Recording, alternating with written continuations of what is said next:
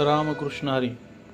मोहिनी एकादशी ही येत्या 19 मे रोजी साजरी करण्यात येत आहे. तर या मोहिनी एकादशीच्या व्रताचं महात्म्य आपण जाणून घेऊया.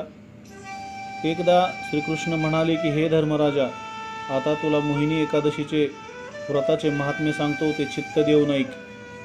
एकदा प्रभू रामचंद्रांनी वशिष्ठांची प्रार्थना करून विचारले की हे ऋषीवर्य, मी अतिशय दुःखी झालो आहे, तरी ज्याच्या योगाने माझ्या दुःखाचा परिहार होईल असे एखादे व्रत मला सांगा. तेव्हा वशिष्ठ ऋषी म्हणाले की हे रघुकुल तिलका, तू सकल सुखांचे माहेर असताना तुला दुःख होणे शक्य तरी आहे काय? पण ज्या अर्थी तू प्रश्न विचारला आहेस त्या अर्थी तो लोकहितास्तव असला पाहिजे. असो, ज्याच्या योगाने दुःखाचा परिहार होईल असे एक सुलभ व्रत त्याच्या पूर्व इतिहासासह तुला सांगतो. पूर्वी सरस्वती नदीचे काठी भद्रावती नावाची प्रख्यात नगरी होती. तेथे द्युतिमान नावाचा राजा राज्य करीत होता. भद्रावती नगरीत धनपाल नावाचा व्यापारी राहत असे. तो अत्यंत धार्मिक होता. त्याने दानधर्म केला, जागोजागी देवालये, धर्मशाळा, विहिरी बांधल्या, अन्नछत्रे घातली, सडका उत्तम केल्या व नदीवर पूल बांधले. त्याला सुमन, दुजा, द्युतिमान, मेधावी आणि धृष्टबुद्धी अशी 5 मुले होती. पैकी पहिले 4 आपल्या वडिलांप्रमाणे सदाचारी होते आणि 5वा धृष्टबुद्धी हा राक्षसाप्रमाणे दुराचारी होता. जुगार खेळणे, दारू पिणे, वेश्यागमन करणे, शिवाय संत सज्जनांना अपशब्द बोलून दुःख देणे, धर्माची हेटाळणी करणे, देवादिकांना तुच्छ मानणे, कुलवान स्त्रियांचे पातिव्रत्य भ्रष्ट करणे वगैरे पाप करणे तो नेहमी करीत असे. दृष्टबुद्धीच्या निंद वर्तनामुळे त्याच्या पित्याला धनपालाला अत्यंत दुःख होऊ लागले. शेवटी त्रासून त्याने त्यास घराबाहेर हाकलून दिले. नंतर दृष्टबुद्धी निराळे घर करून राहिला. प्रथम तो कसाबसा आपला चरितार्थ चालू लागला, पण पुढे खावयास काही न मिळाल्या कारणाने उपाशी राहू लागला. तेव्हा त्याने आपल्या अंगावरील दागदागिने विकले आणि त्याचे जे पैसे आले त्यावर काही दिवस शरीरात नव्हे तर चैन चालवली.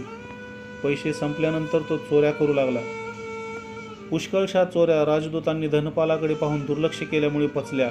पण जेव्हा त्याच्या चोरीच्या कामामुळे लोकांना अत्यंत त्रास होऊन दुःख होऊ लागले, तेव्हा राजदूतांनी त्याला एका चोरीमध्ये पकडून राजाकडे नेले.